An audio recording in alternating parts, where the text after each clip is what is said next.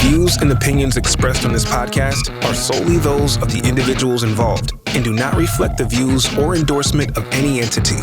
Nothing being said on this podcast should be considered as investment advice. Always conduct your own research and consult with a financial advisor before making any investment decisions. Hello, everyone. Welcome to another episode of 100 Proof. I'm Kevin Rose. This is the show where we cover all things NFTs. We cover everything from marketplaces to flipping to all the latest drops, up-and-coming artists that we love, a little bit of everything. And I am very lucky today to be joined by two of my colleagues. Eli, welcome to the show. Let's go. This is going to be fun. Thank you for filling in for me. I was gone last week in Tokyo, so I appreciate that. It's a great honor. Eli is at Eli_SCHEIN. And of course, Sam at NFT Statistics, our head of research. I should say Eli is our head of art curation. So we've got a deep bench here today to talk about all things NFTs. Sam, welcome to the show. Hey, what's going on? Got my Proof tracksuit on. Let's go. I love that. My wife had hers on yesterday. She was wearing, I think I got, it's been taken over. I have no more tracksuit. She's taken it from me, but that's okay. It looks good on her. All right. So a couple little housekeeping things real quick. Follow at Proof Podcasts for all of our releases. That means anytime we put out 100 Proof, an artist spotlight series, Sam puts out one of his Proof NFT daily countdowns, which is my go-to place for all things NFT news. How when I was in Tokyo, I kept up with all the things going on in the ecosystem. That account only publishes new episodes, so you can go ahead and turn on notifications for at Proof Podcasts on Twitter. Also, we want to tell you about the stories we're going to be covering today. We've got some good ones, guys. We've got the Diamond Nest announcement. We've got the Proof NFT NYC events, OpenSea Pro, which is actually, I really like the interface. And we'll talk about Blur, Nakamigos. I always mess that one up. Nakamigos Mania, all the craziness and chaos that's going on over there. And of course, our under sub 1 ETH art picks, our favorite up and coming little collections are things that we're watching and tracking. So we'll cover that at the end. But let's start off with the Diamond Nest announcement. Eli, did you want to chat about that a bit? Yeah, I can jump in for a moment. It's funny. We've been at Proof working on a number of concurrent exhibitions and really expanding our pool of artists. And the Diamond exhibition that coincides with our moonbirds hitting that 1 year mark of nesting is really this moment for us to really mark this transition, this focus, this singular emphasis on art and art collecting. And so we've got an amazing artist of 22 total artists in that exhibition, ultimately with a supply of 10K, so one per moonbird, and free to claim, which is kind of crazy given the quality of artists in this show. And today we announced the first, 10 artists amongst those 22. We have 12 generative artists that we'll announce next week. Today was the 10 sort of one of one, small edition, small series artists. And it's a great group. Yeah, it's fantastic. Eli, I know you put a lot of time and effort here, and I think it's important to note that while this is free to mint for Diamond Nest holders, meaning moonbirds that hit that Diamond achievement of being nested for that long, we did pay these artists. So these are, we're not, it's not us asking for a favor here. It's very important to support these artists. And so we're very excited to have them as part of this. Some of the names are just fantastic. I mean, 0x DBG, obviously huge up and coming artist. Derek supported early on. Our very own Justin Mazel. This is his first NFT drop post Moonbirds, which is pretty exciting. Yeah, and that one's going to be really cool. Yep. Yeah, this is not a classic. This is something special. This is something a little bit different than you would expect from Justin. So very excited to see him do that. Dirty Robot. We got Gossamer, who was in Grails 1. We've got Linda Dunia, which is in Grails 2. Great artist. Mind's Eye. Summer Wagner. Terrell Jones. Tiffatron. And of course, the one and only Beeple is going to be part of this drop, which is just going to be crazy. Those are going to be some very sought after, awesome, amazing NFTs. The Beeple one's going to be fun because it's actually part of NFT NYC. Beeple's going to be on stage. I'm going to be there, and we're going to have some beers on stage and let you all, those attending, just yell out any crazy chaotic things that you want to see people put into this drop. And so it'll be a wild mixture of things. And then once it's kind of cemented and he's done with the daily, 10 of them are going to go out to people that are actually in the audience, and the other 90 of them are going to go out to the Diamond Nest exhibition. So it's pretty fun way to do this. So day one nesters will receive a Diamond Nest Choice Pass on 4/18. And they can use that to submit their art preferences between April 24th to the 27th ahead of the drop on 4/27. So keep an eye on Discord announcements. And also we'll have some upcoming Twitter Spaces and Discord chats where you can get to know all the people and perspectives behind this art, because there's a lot of great art there. And we've got some artists that, I think one of the things that Eli, you and I have talked about and is very important for Proof is when we think about art and artists and who we bring to the table. Yes, we all know the household names. I mean, we've got a lot of them there on that list, right? Of artists that have done amazing drops, high value drops in the past. One of the things that we're challenged with is, how do we find the next big artist before they become huge? How do we find the next Tyler Hobbs, the next X Copy, whatever it may be?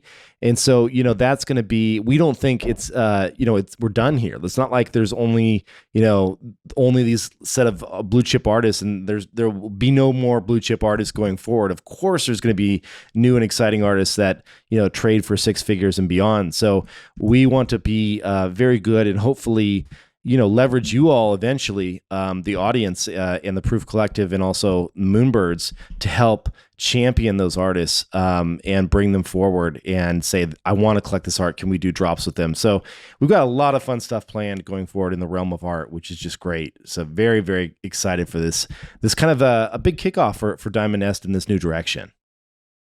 Yeah, 100%, Kevin. And as you said, I think in this first group of 10 artists, we certainly have that mix. You've got the Beeple, who's sort of course, the most well-known perhaps. And then you have this other group of artists who, I think others, many of the collectors we most respect, think are on a really interesting trajectory, if not already really established themselves. And as you said, Kevin, we'll do some of that storytelling in the lead up to the launch itself, so that all of the collectors in the Proof ecosystem and beyond understand why we feel that way, understand the dimensions that make each of these artists independently really interesting. Yeah, absolutely. Eli, did you want to touch on Evolving Pixels? Yeah, so this is the drop we have next week, April 12th, curated by the amazing Emily Shee. She's been such a great partner. And there are 10 amazing artists in that exhibition, from the generative side, the AI side. And this is co-presented with Venus over Manhattan. And the key piece there, and Kevin, I know you know Adam quite well over there. He's been on the show a couple times over the years. One of the most well-respected, significant art collectors on the traditional side, but has also leaned into Squiggles and worked with Justin Aversano. And so the thread, or sort of to close the loop here, next week, the minting opens on April 12th. At the same time, that same day, it will open, the exhibition will, at Venus over Manhattan in New York City. And we'll run a 2-week IRL exhibition in that space. And this is sort of the way we think about doing exhibitions and drops moving forward. Yes, they have a digital instantiation. We will build a beautiful landing page that feels very much of the exhibition, of the artists, but also bringing it into physical spaces. Let people engage with the work in different ways. Let new people engage with these works, whether they know it's an NFT or not. Let them just go experience it. So yeah, tremendously thrilled with how that came together. And as I said, minting opens next Wednesday, April 12th. Yes. Awesome. So, and then on the April 13th, we're doing that Beeple, as I mentioned, that live everyday event. So Head on over to our site if you want to know about all these events. It's events.proof.xyz. We have the full NFT NYC schedule posted up there, so you can understand how to attend and how to take part in these, because it's going to be a lot of fun. And I think you're right. Like, the more we can leverage, the traditional art world and bring in some of those traditional art collectors, the better. And so you'll see a lot of that. You've already seen that with our collaboration with Pace Gallery, and so you'll see a lot of that, more of that going forward. Yeah, and just quickly, like, I think we can do a couple things in parallel. Like, we can do the White Cube gallery space experience that's a little more buttoned up and appeals to a certain audience, but that doesn't preclude doing like wild shit with Beeple and crazy, more disruptive niche things at the same time. And so, like, playing in both of those worlds, I think that's what's most interesting. Yeah, I agree. Like, when we think about our roadmap and how we deliver things going forward, it's going to be, that combination, that changing it up, that mixing it up, like that idea that we also want to push this space forward. We think there's different and exciting things you can do with technology that haven't been done before. You've seen that with our partnership with Transient Labs. Yeah. You'll see this is actually the first partnership and launch that we've done with the Art Blocks engine, which is very cool. So really, like, locking arms with some of the best creative people on the smart contract side, as well as our own internal team to build this stuff. So expect a lot of surprises over this next year. And I think one thing that's really important to mention here, and I don't want to get in trouble from my team in saying this, but the diamond nest we've said is the last nesting level.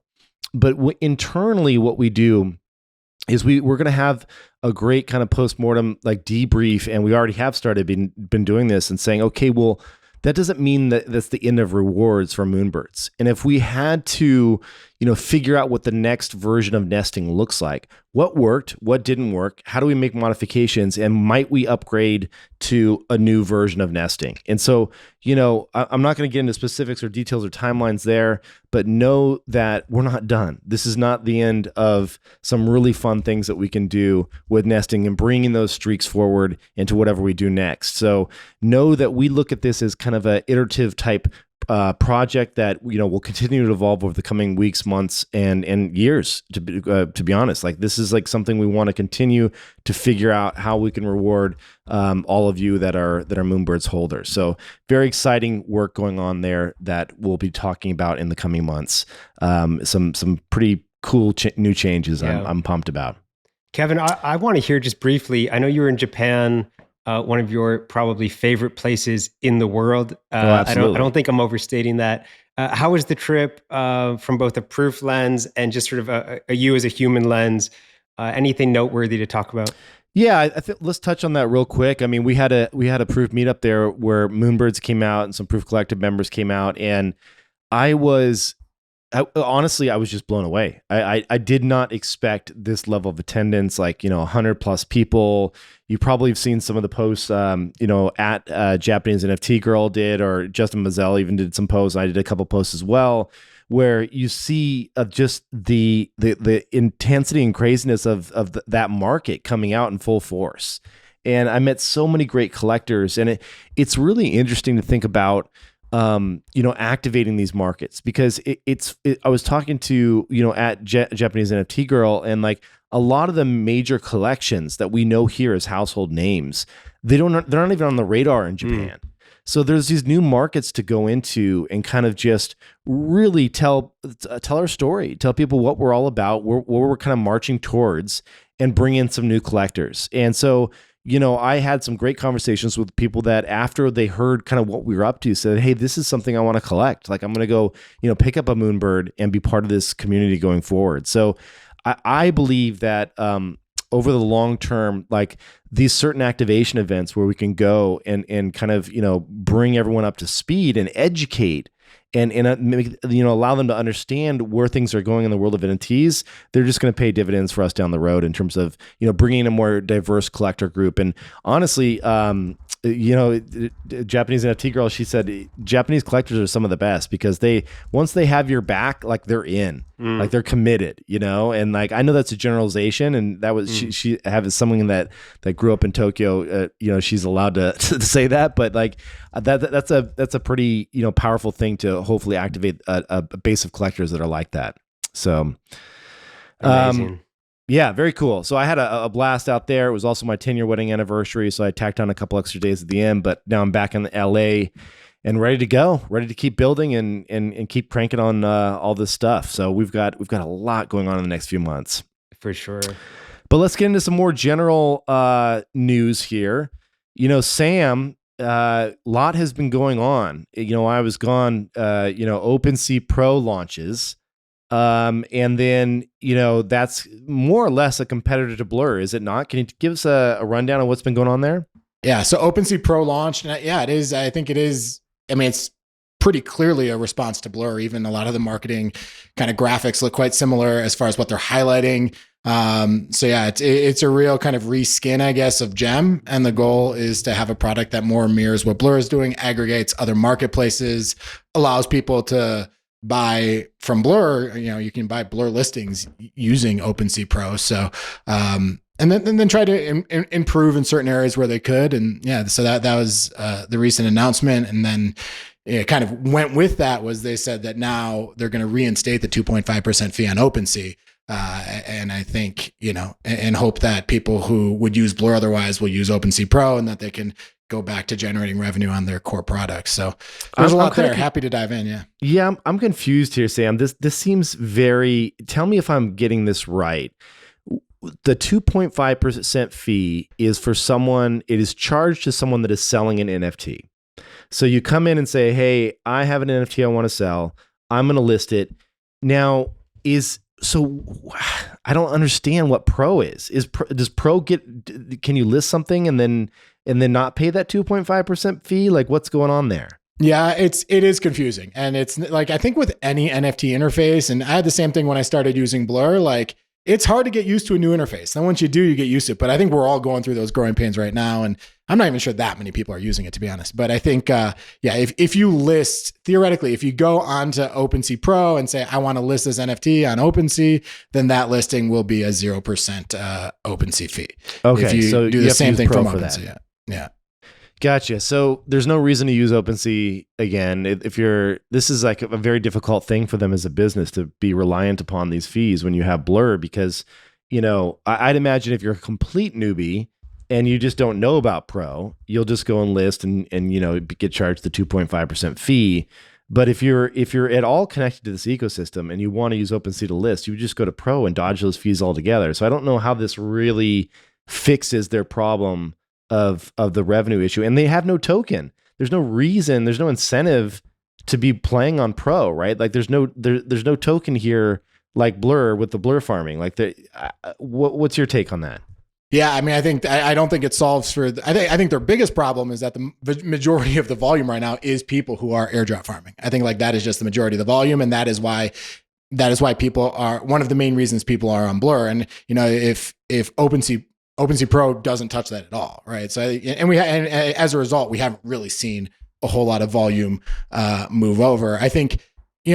Interestingly, even though you get paid to trade on Blur and you do not you get paid to bid and you get paid to list on Blur and you do not on OpenSea, still 75% of unique wallets are using OpenSea and only 25% are using Blur. So I think that they're kind of in this like Coinbase versus Coinbase Pro situation where they're like, a lot of our users actually aren't even aware of all this.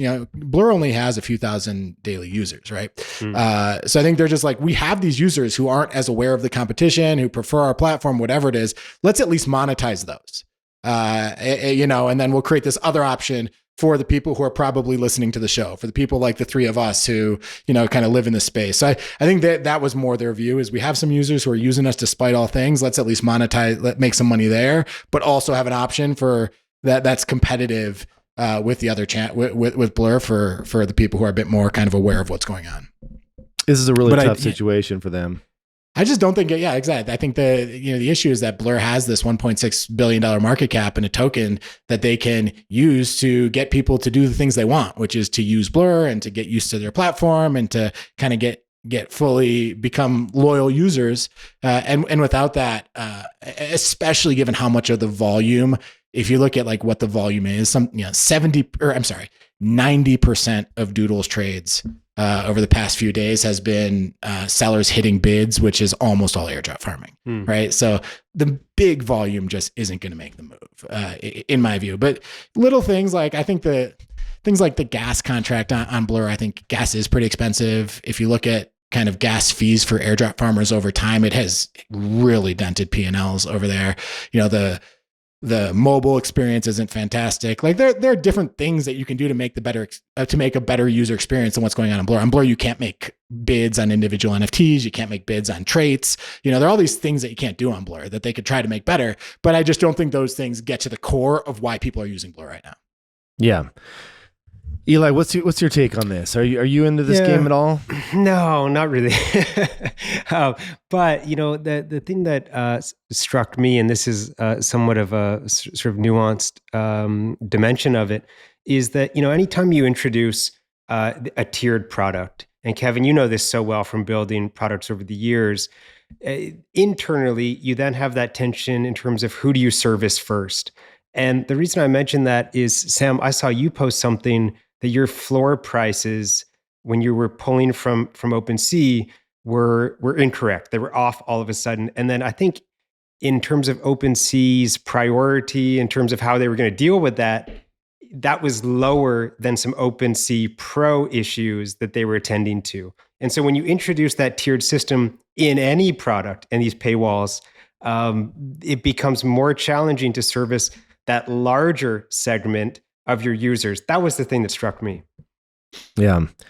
I'm curious, Sam, like what, now that you've been tracking this for a while now, you've been tracking Blur, you went in and said, hey, I want to play with this as well. You did a little bit of farming. You made a few $1 million off of that.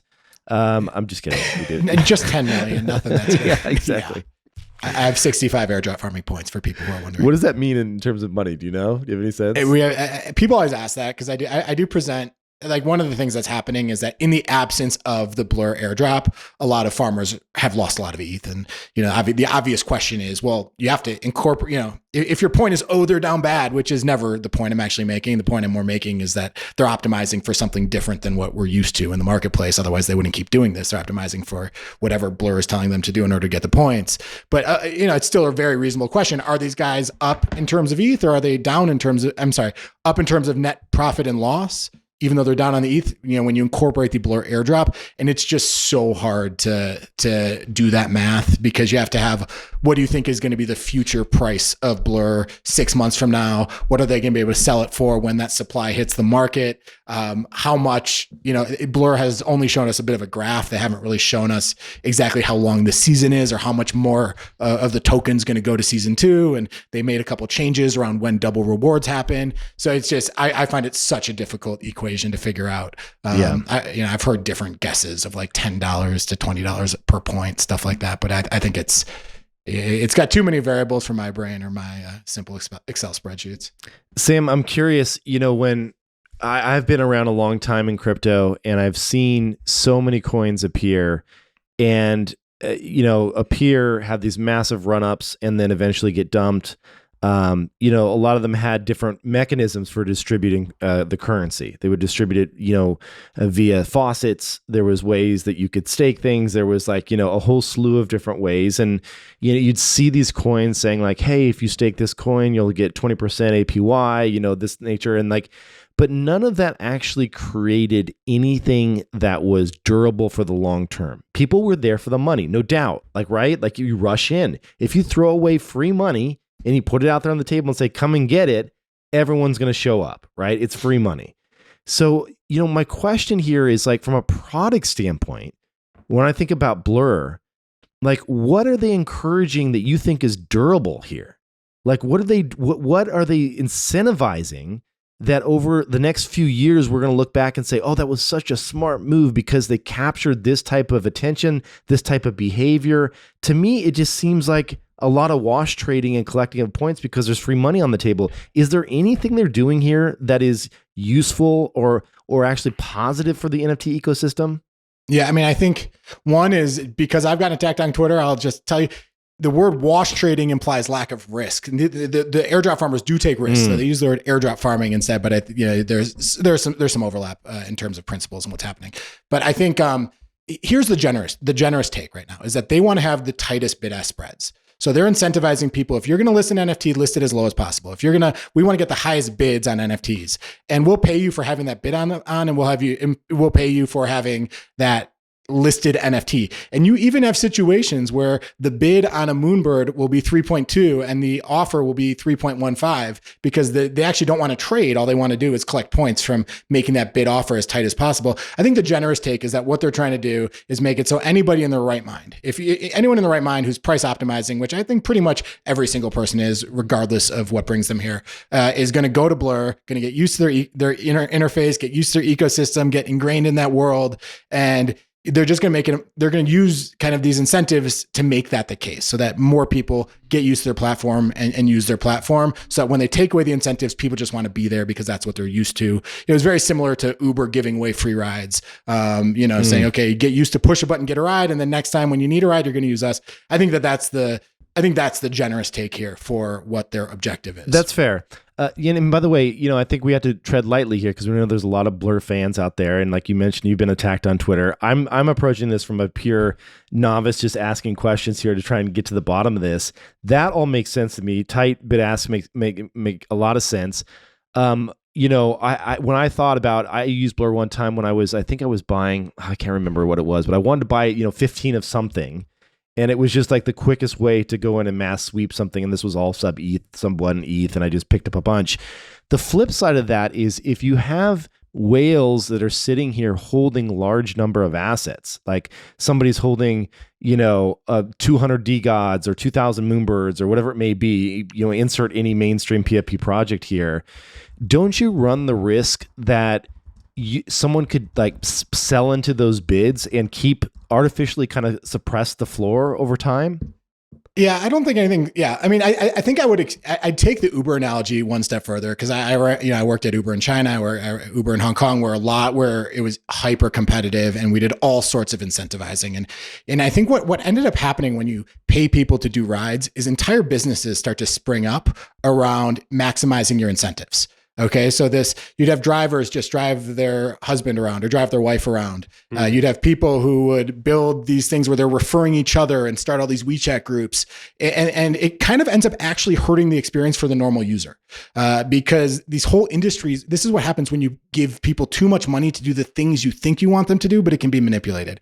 And I think that's what we're seeing happen here is you're seeing so many people, people who are bidding for huge amounts of NFTs, but bots that will try to pull the bid away if they actually get the NFT because you're actually bidding for stuff you don't want. I mean, your goal is not to get the NFT; it's to have that bid on for as long as possible. Once you get the NFT, you stop getting rewards.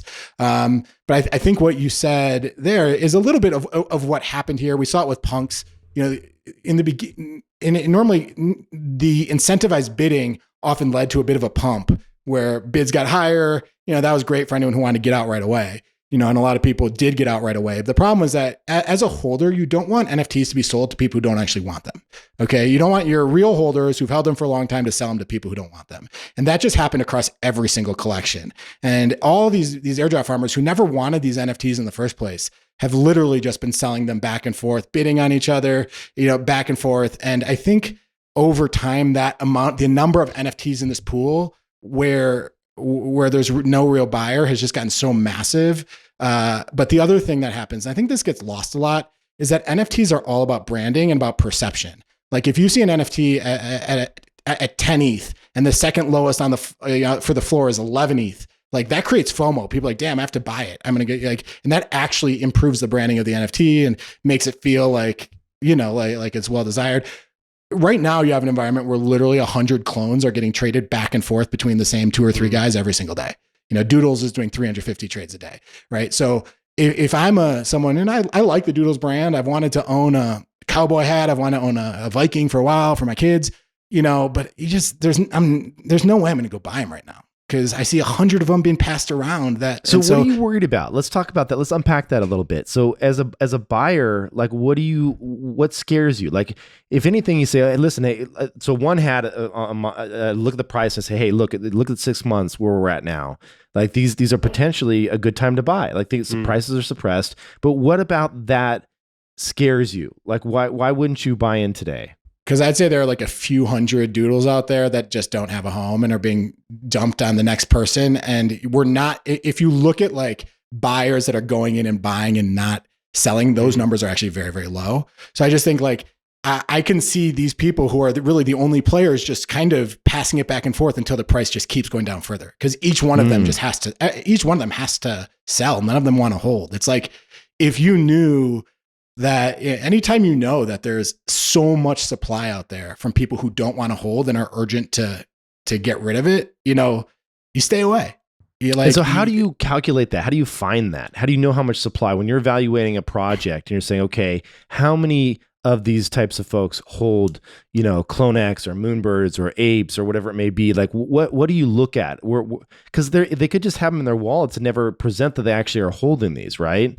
I look at a few things. I have like queries, and you can do this on Flipside, like how many NFTs have been bought where the seller dumped on the buyer. So if you have like a situation like Doodles where 90% of the trades on Blur are people dumping onto the buyer, like normally if you see an NFT you like, you go and you buy it. And you're like, oh, I like that Viking hat, I'm going to buy it. But right now, 90% of the trades on Doodles, clones, I think Moonbirds, it's in the 80s, Mutant Ape Yacht Club, Bored Ape Kennel Club, all of these, 80 to 90% of the trades are sellers dumping on buyers. That's one. Two is you can just see the player's track record. So like if someone has already in the past month sold 30 Azukis, and then I see that they bought 80 Azukis, like I'm like, okay, that is a time bomb.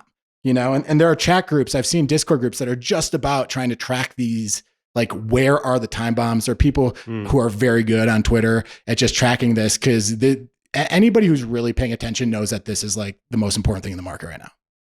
Crazy.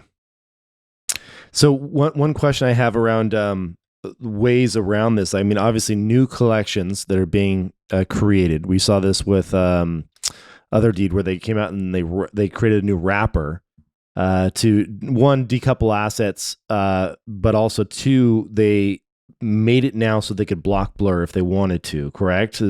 So I don't think you can't block Blur, but you can at least, Blur has agreed to enforce royalties if you block Looks Rare and Pseudo. So so they just enforce royalties, and royalty enforcement does really prevent airdrop farming, because most airdrop farmers don't have directional views, right? So if you don't have a directional view, you don't, like, it's gonna be hard to earn enough Blur bidding on something if you're gonna have to take a 5% hit on the sale. And we actually saw this with Nakamigos. Nakamigos was not enforcing royalties on Blur, and every pump someone would come and dump 100 in, and just sell 100. And a lot of buyers, I think, were like, I'm unaware. Like, you have to like know how to query and stuff in order to even know what's going on.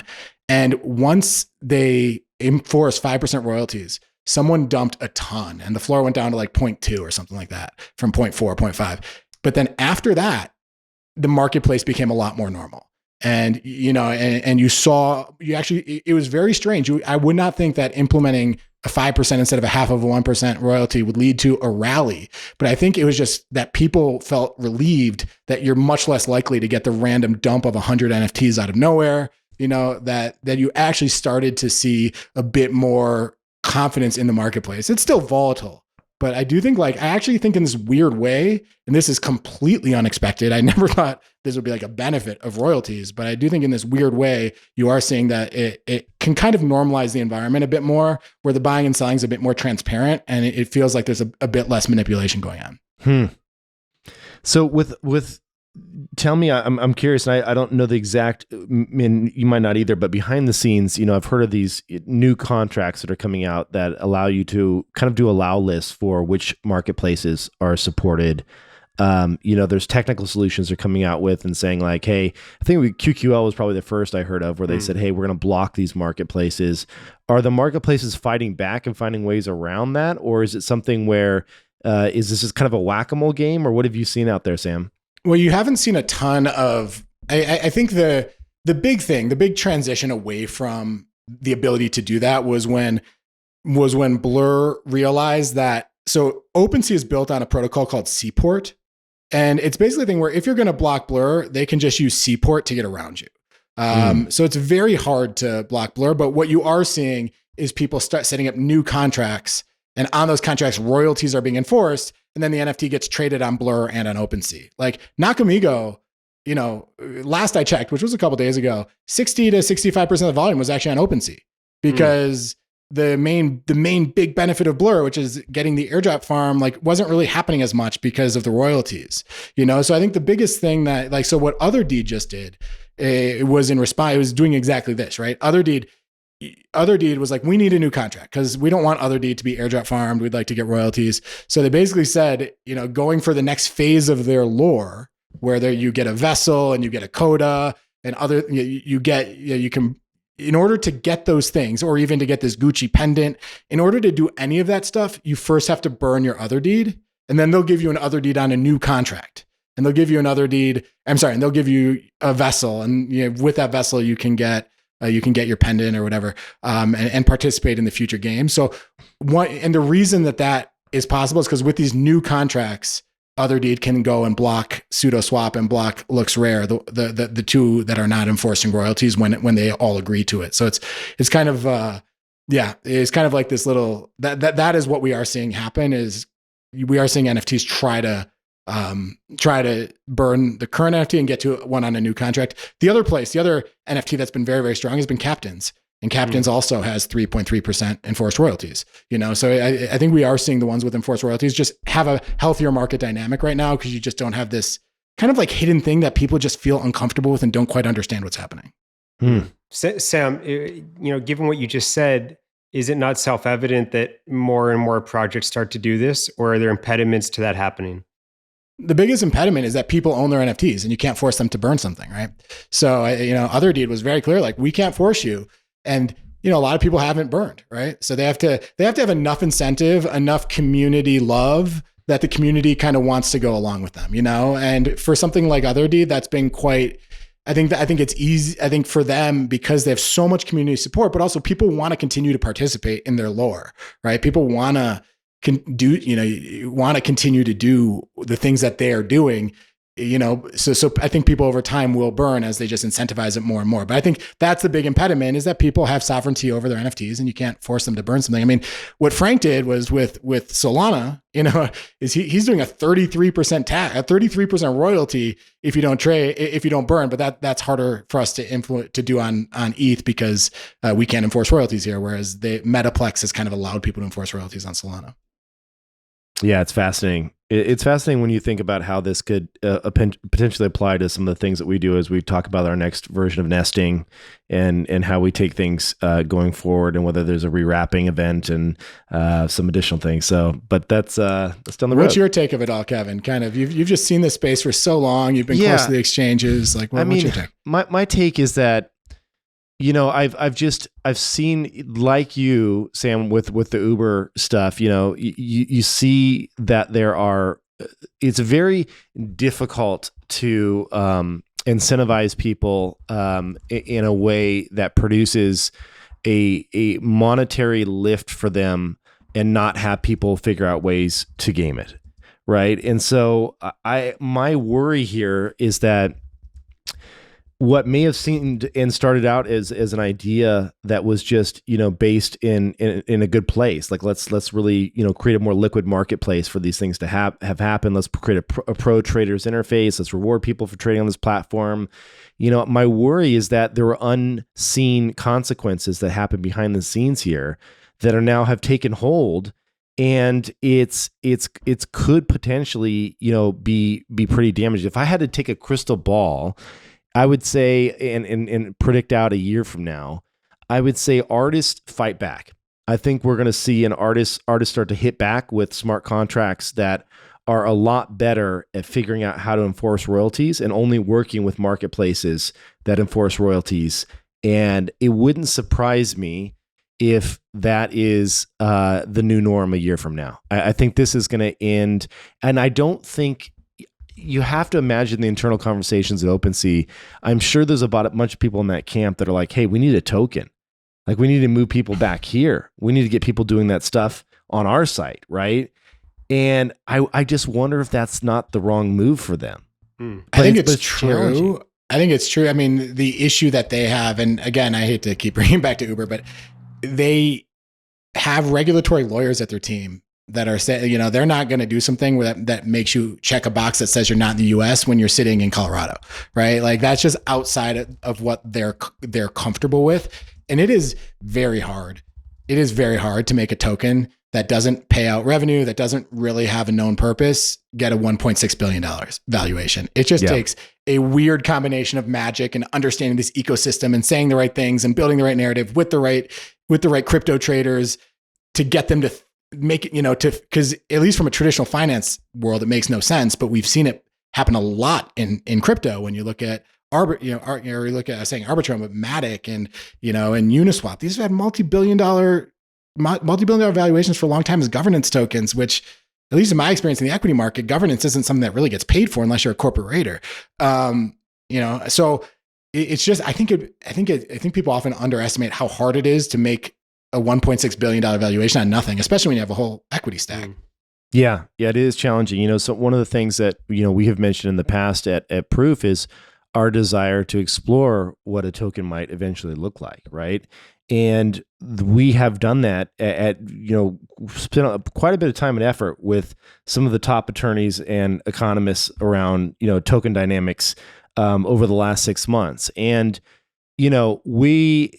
it is very challenging, right? Because the last thing you want to do as a US-based corporation is trip up any of these potential laws that put you in a bad place as an organization, right? And so you have to have a real reason outside of speculation on a currency to have a token that actually does something. And it's part of the reason why, you see Yuga denominate almost everything they do going forward in ApeCoin, because they have to prove to the world that their coin is being used for something real and not just speculation. And so it's a big chunk of what, they're going to have to prove out. Otherwise they could get themselves in some hot water. So for us, I think that, well, we don't have to go into it now, but we've got some exciting paths to explore, but it takes time. These are, as Moonbirds, we're like 1 year old now, right? And so it's not like you can go out and launch. Yes, of course, you can go and turn an ERC20 token on in 10 minutes, right? You can just deploy something. That doesn't prevent you from being in jail, right? So you got to figure out like real world use cases here that make sense to have something like this, and so it's something that we still continue to investigate. So I can imagine, and I understand why OpenSea would pause and pump the brakes a little bit here and say, hey, we just can't fast follow here and just drop a token, because there's real risks involved. Yeah, that makes sense. All right, let's shift gears a little bit, maybe, guys. And Sam, you mentioned Nakamigos a little bit in the context of Blur and some of the dynamics over there. This has been going crazy. I was talking to Bharat Cremo in the Proof Discord yesterday. He came on a voice chat. He was describing some of the dynamics here a little bit to a small group there. This is a 20K PFP collection that I think only really got on people's radar in the last week or two. And Sam, maybe you can speak to some of the specifics, but has been around since October 2022. Sam, what are you seeing? What's happened on this collection in the last couple of weeks? We know there's been some external stuff with Beeple and 10KTF, but just would love to hear what you're seeing. Yeah, I mean, this kind of, I remember it was a weekend, a couple weekends where it's just, this was on the top of of the OpenSea list, of the volumes list. I was like, damn, I gotta figure this thing out. So I just dug in, and it just feels like it has all of the right things that make me understand at least why it's pumping. And I think you have simple pixel art, 24 by 24, exact same as punks. You have a ton of different traits. So you have people, holders, the holder ratio is actually pretty low. I don't think it's necessarily negative. It's that people who own them want to buy a lot of them. And I've had this relationship with projects before where I was like, damn, I want to buy all these traits. And I don't own any Nakamigos, even though I could have minted one for free because I own like the end of Satoshi Pass. So I think, but this trait thing has just led to people really wanting to collect them. You have enough traits that people can find one that they see in themselves. And then there's this other piece. And I just think this is like the most important things in NFTs, is that there is mystery and unknown. People don't know who the artist is. They're speculating. It was the same thing with goblins. No one knew who was doing goblins. And the minute they revealed it, it was like, oh, okay. But like in that run up, there's so much excitement. It's one of the things that's like interesting when you meet someone for the first time who's like not doxed on Twitter. You're like, oh, you're just a normal person. Whereas you can like really build up in your head what this could be when there's that mystery. And I think that's really boosting. And then the other thing is that they clearly have a reconnaissance with the industry. They picked all the right people to give out special one-of-ones to, old school people, D's, ACK, Kath Samard, I don't know if she's necessarily an old school person, but artists. They miss K-Row. They picked all the right people, but not the king. But, all these people who I think reflected like kind of an old school beat. So it doesn't feel, they've been tweeting since October. So it just has all these components, but I really think it's this mystery component. And then this morning you had 10KTF tweet a picture of a Nakamigo, like saying wanted Nakamigo, and that there are Beeples involved with 10KTF, and Beeple also tweeted about them earlier, and 10KTF is owned by Yuga, and Guy Series involved. So it just increases this mystery mobile of people so I feel like it has enough things together that it's just jiving, and once FOMO and momentum are created, they can have a life cycle. Sam, just quickly, I'm curious, how long do you think these cycles typically last? Like, because whether it's Checks or Goblin Town, and I don't want to assume that this is the case with Nakamigos, but they sort of all regress to a sort of a mean at some point that's below what we see at the top, of course. Is this like typically a couple week cycle, month cycle, or is it too hard to generalize? I think it's pretty hard to generalize. I do think that attention spans in this space are small, and that, they're, because we don't have, the stats just don't show a lot of new wallets coming in. I think we're more likely to see wallets exit still as opposed to come in. So I think by and large, the attention span of the industry is pretty short. You never know. I mean, Bored Ape Yacht Club basically never slowed down. They got a community that loved them so much, and, ultimately have returned a ton of value to their holders.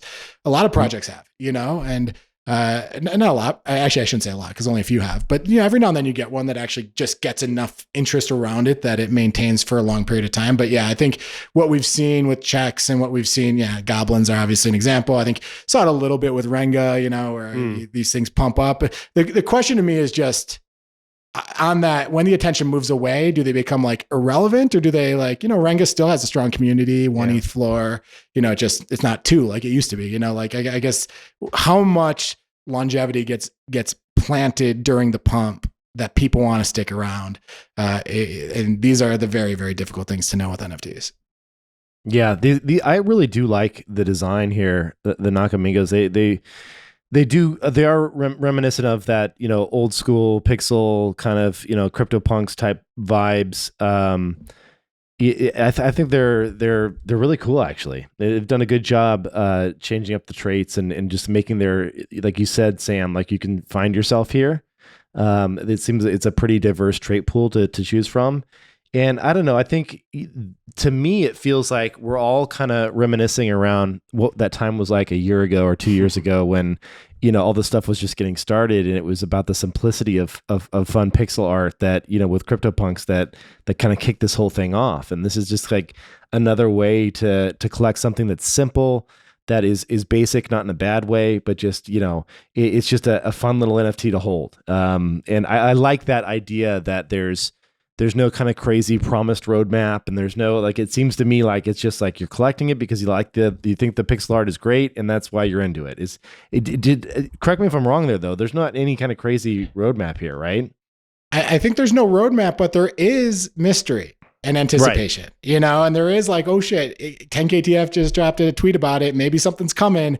So it's not like, hey, we are going to give you a t-shirt later. It's not, we are going to do a partnership and have a dance party. It's not like the classic kind of roadmaps you see, but they are still keeping people around, So and I think what did 10KTF say exactly? Yeah. Here's the tweet. Here's the tweet. You can see on my screen here. So it's just a random kind of image with the Nakamigo there.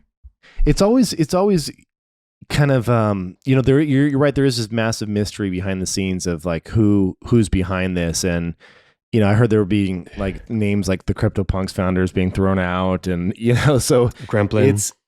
Well, who else was it? Gremplin. I Gremplin. Heard, yeah. Oh, we'll have to hit up Gremplin and see if that's the case.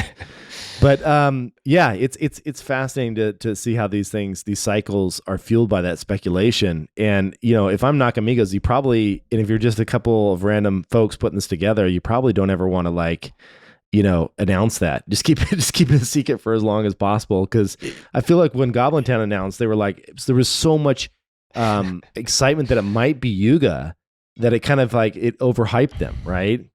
Yeah, here's a tweet saying it's obviously Gremplin comparing an alligator with an oddity. But yeah, no, it's keeping anticipation and mystery is just, and another team that's really good at it is Captains. Captains, like, they will literally with potatoes, meme line with potatoes. It literally took them like 4 months to reveal what your final potato looked like. Like it went through all these stages, and then they could say for 3 weeks, reveal coming of like stage 2. Then it's reveal coming stage 3, and they're doing it right now with Captains as well. And you just always feel like there's something waiting, and you never know what's next. And and I think that I say this on my show a lot. I always say anticipation is the oxygen of NFTs. And I think until you get to a place where people really think that you've created something historic, where attention will just come to it over time because of this amazing place it has in technical or artistic history, like that anticipation factor is always really important. Yeah. Yeah, absolutely. It is so key to launching in these new projects. All right. Well, that is one I have to put on my list of potential pickups for my little PFP collection of NFTs.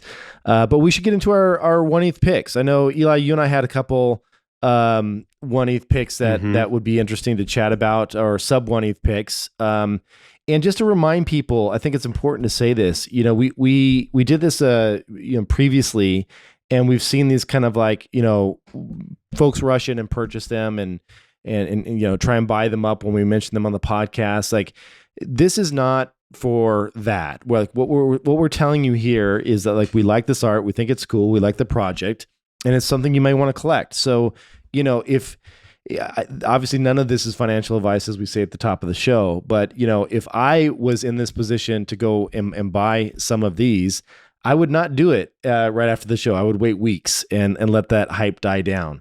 And so I just want to worry. I'm a little worried. I want to make sure that people just don't rush in and make random purchases based on what we say we like. I hope the art speaks to you as well. So with that caveat, go ahead, Eli. No, I was just going to say, like, the lens through which I think about these picks is, let's go digging in the crates. Let's find some collection that's not just undervalued, but has sort of a lack of awareness or got missed when it was released, or people have forgotten about it.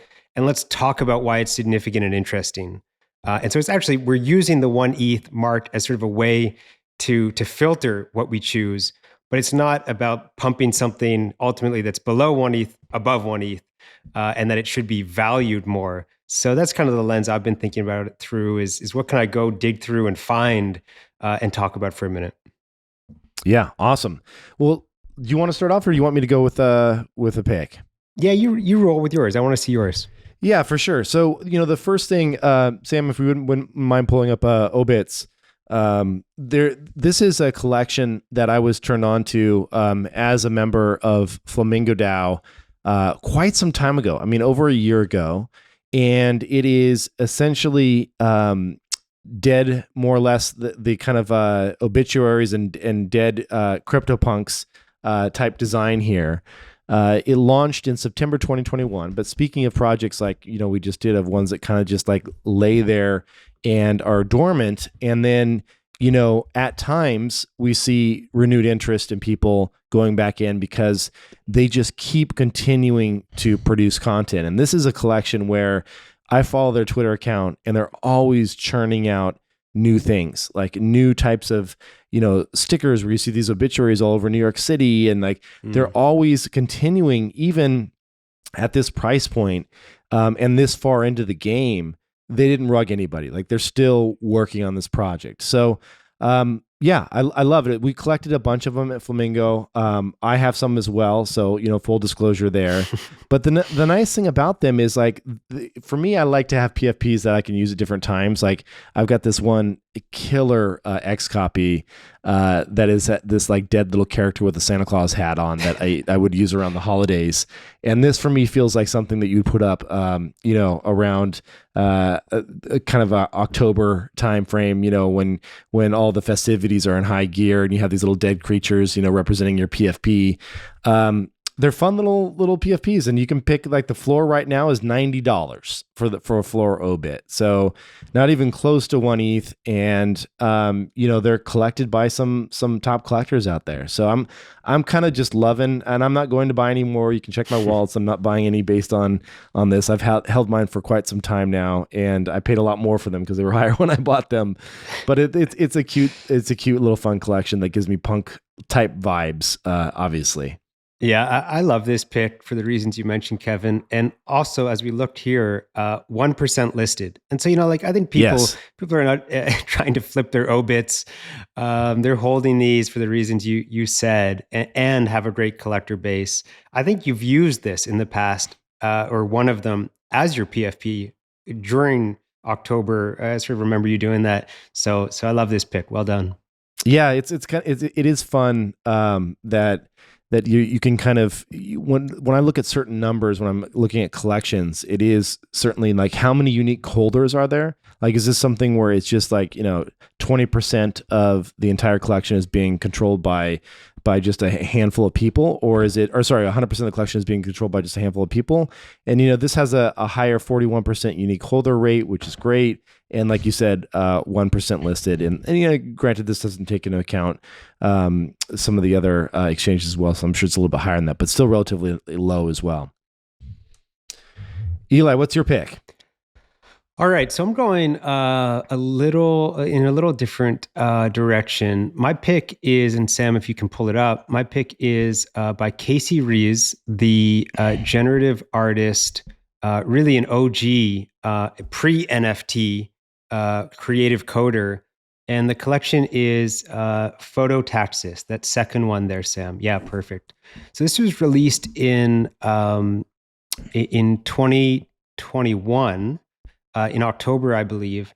And I like this collection because Casey has such an interesting background, really is one of the most well-respected generative artists by other generative artists. He actually wrote the book on P5JS called Make in 2015. He has a video on YouTube called How to Draw with Code from 2012. And so, the opportunity to go collect some of his work at this price point in particular is super interesting. I'm going to read something very quickly from Eric Snowfro about Casey. He says, Casey Rees and Ben Fry are the godfathers of all of this, at least to me. That's how I and most of the people I know started learning. We were either messing with processing or eventually P5JS. I owe it to them that art blocks can even exist. The Chromie squiggles are written in P5JS. So, when Eric refers to an artist and someone else with that reverence, that in and of itself is interesting. But then the actual work itself also really fascinating, interactive. You can press P to play it, to pause it. You can press 1 through 5, Sam, to magnify it. And so, I think you bring all those pieces together. Over time, I think collecting work from Casey is sort of a no-brainer, and this collection in particular, quite interesting. I love that take on it because, for me, I've talked about this in multiple shows. It's like I always come back to this, who we historically look back on as some of the original innovators in the space, whether it be in AI art or whether it be in these different genres, right? And like to get that type of endorsement from Snowfro is pretty awesome. So what are those trading at again? What was the floor on those? Like half ETH? Yeah, lower. I think 0.35, something to that effect. Yeah. That's 0.34, awesome. Yeah. So Sam, I know you don't have one today as a pick, but I'm just curious as someone that, man, I feel for you and that you are so deep in all this stuff every single day and you're looking at all these collections and you're seeing all these up and comers. I guess a question would be, when do you decide to personally pull the trigger on something? Like what is that? What boxes have to be checked for you? Usually Sam texts me and he says, "You want to go halvesies?" You guys just split one. I never do that. Eli started that whole half trend, and then once I did buy something, and he backed out. So, anyways, no, I'll be honest. I actually don't do a ton of buying and selling since I got this role, and it's in some ways I think I should because it's this big conflict, right? Because I think like my attention to detail when I own something is you just have so much more attention to detail. Like I know so much more about Chromie Squiggle traits than I do about like Memories of Chile. And I love Memories of Chile. I've just never bought one. Right. So as a result, I haven't gotten like spent those days, studying the floor. I think what I will do for these 1 ETH picks in the future, the stuff that jumps out at me is a lot of times I will be presenting a one-of-one artist. With every artist, one thing I love doing with my show is showing a big piece, but then also their biggest pieces that they've sold in the past, as well as a little bio of them. And a lot of times they have editions that I like find their work and I just love it, and I'm probably not going to go buy a one-of-one piece, but they do have often editions that are inexpensive and I think represent their work quite well. So that's an area that I think to sometimes, but I really don't. I did buy a Life in West America, and I think that was just did? Like, I that did. Was a yeah. Beautiful collection. It was. And it's kind of a hot topic now. We can talk about it next week, but beautiful collection. And I just thought that there was something kind of novel going on there. But even that wasn't a project. And I bought a Harvest too. A lot of times is like, I think like, could I put this on my wall? What would my wife think if we put this on the wall? Because we have a lot of empty walls in this house. So I think that does kind of register for me a lot. But broadly speaking, I try not to buy and sell too much. I try to be as impartial as possible. But again, recognizing that within that, it does limit my analysis sometimes. There's something about buying that really gets you in the weeds in a way you aren't if you don't buy. Yeah. Awesome. Well, this has been a great episode. Anything else that you all would like to cover before we wrap it up? No, man, this has been good. Excited for New York next week and Curated opening on the 12th. It's all going to be super exciting. And I think I'm going to see both of you guys. So yeah, excited for flying that. Out. Cool. And I didn't say it earlier, but just congrats to Eli and your team, dude, on everything you guys are cranking out. I'll see an announcement that I haven't heard of, and then I dig into it, and I'm like, holy God, they got 10 awesome artists doing, 30 unique pieces for this. And then you're also doing something else with a very similar thing. It's just the amount of output that you and your team are putting together is just out of control. And, definitely something I've been noticing a lot lately. I'm trying to keep up with your output. The daily, you're setting a high bar, but appreciate it. All right. Cool, guys. Awesome. Thank you. Thanks, guys. All right, that is it for this episode. Thanks so much for tuning in. If you would like to help us out, head on over to proof.xyz and click on the reviews button at the very top and leave us a 5-star review. Thanks so much. Take care.